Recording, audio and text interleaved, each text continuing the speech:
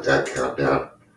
Doesn't have any sound, so I don't know when it's over. Just got to click back and forth. All right, we're all set up. Good afternoon, everybody. Kittens. Bastion, get the Bastion. Kiki. There you go. You've been asking for an hour for the window. Come on. There you are. Okay. Good morning, afternoon. It's my morning. It's morning somewhere.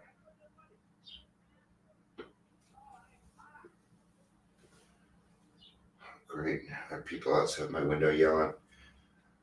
So the Abilene paradox is a group dynamic where a group of people agree on a course of action that goes against the preferences of most or all the individuals in this group.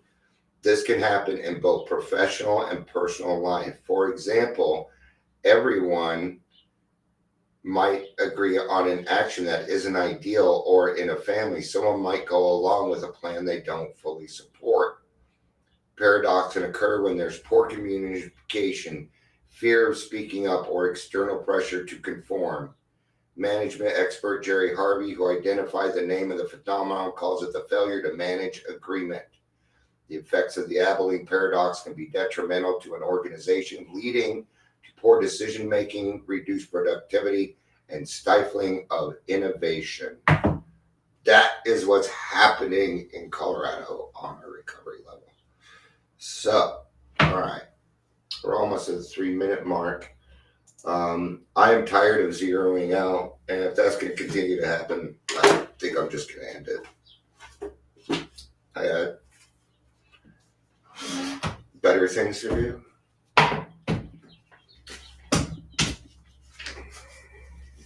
Right now, I'm just, there's a lot of people that have come into my life. They get what they want, and then they just leave, and then they go talk shit. But did they ever stop and tell you what I did for them? No. Of course not. Welcome to Daily Trudge. Life could be bullshit. Welcome to it.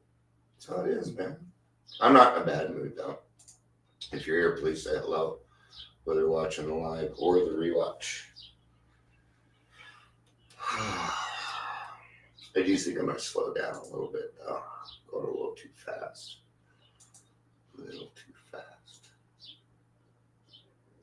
Colorado passes new legislation for support recovery-friendly workspaces. Oh, isn't that nice? Isn't that nice? Okay.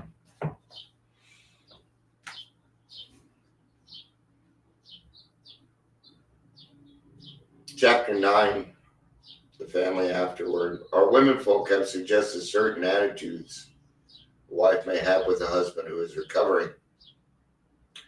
Perhaps they created the impression that he is to be wrapped in cotton wool and placed on a pedestal. No. Successful readjustment means the opposite. All members of the family should meet upon common ground of tolerance, understanding, and love. This involves a process of deflation. The alcoholic, his wife, his children, his in-laws, each one is likely to have fixed ideas about the family's attitudes towards him or herself. Each is interested in having his or her wishes respected. We find the more that one member of the family demands that the others concede to him, the more resentful they become. This makes for discord and unhappiness. What did I just read? The Abilene paradox. Okay? Here again, we're working with it. It's not necessarily new stuff, but it makes sense to me. Okay? Where one person making the decisions for everybody, but people have a fear of not saying anything for fear of being judged or speaking up, kind of like a man with feelings. Okay. All right. See, when we're like that, let me rephrase that. When I'm like that, I just take, man. Okay? Here's the thing. Your intuition is correct. Don't go against your intuition, man. Don't go against your intuition. I know sometimes it is scary. Okay? Well, if I speak up, they may not like me anymore. Who fucking cares? Do you want these people to like you? I'm sorry, but people that do shit that I do not hang out with people that will do things to put me in fucking jail. Not even close. And if you think it's okay to put me in that position, you're going to find out that I will fucking narc. Because that's what we call it here. Or reporting. I'll tell somebody. I'll let people know because you're dangerous. If you're 13 stepping in my group and you do it more than a couple times, I'm going to warn the women. Bet your ass I am. Till you change. I would hope you do the same on me, man. If I'm not doing something right, I hope somebody tells me. I thought we wanted to try and do things the right way now.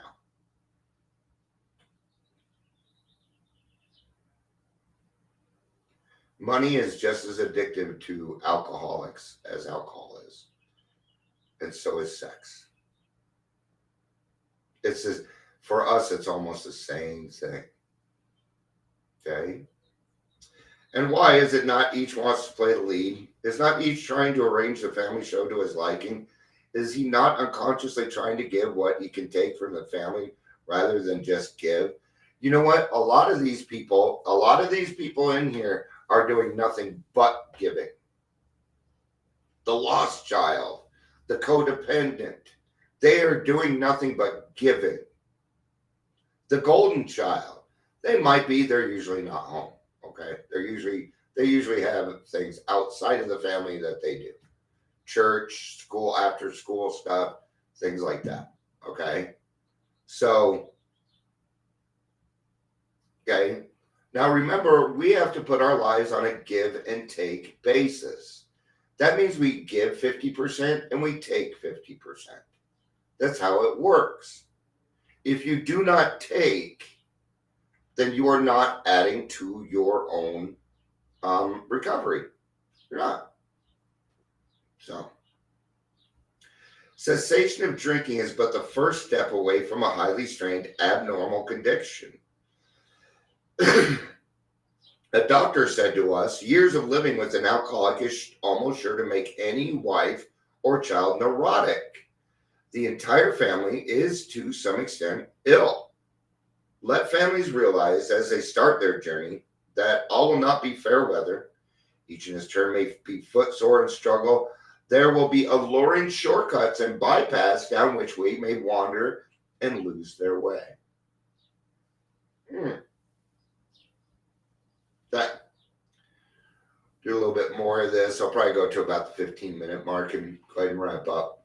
Unless people show up, and then I might go longer. So, suppose we tell you some of the obstacles a family will meet. Suppose we suggest how they may be avoided, even converted to good use for others. The family of an alcoholic longs for the return of happiness and security.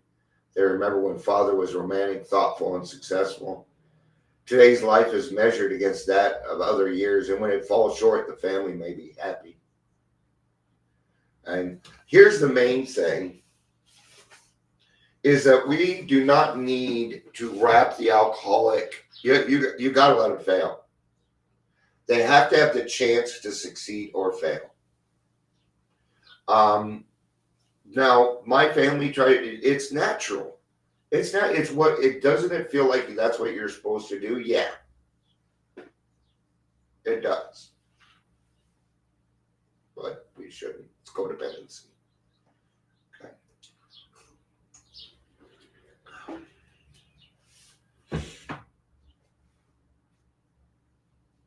One more paragraph and we'll wrap up. So, this painful past may be of infinite value to other families still struggling with their problems.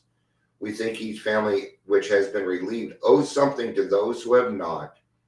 And when the occasion requires, each member of it should be only too willing to bring former mistakes, no matter how grievous, out of their hiding place. Showing others who suffer how we were given help is the very thing which makes life seem so worthwhile to us now. Cling to the thought, cling to the thought that in God's hands the dark past is the greatest possession you have, the key to life and happiness for others. With it, you can avert death and misery for them. All right. Thank you, everybody, for being here. I appreciate it. I love you. Peace out.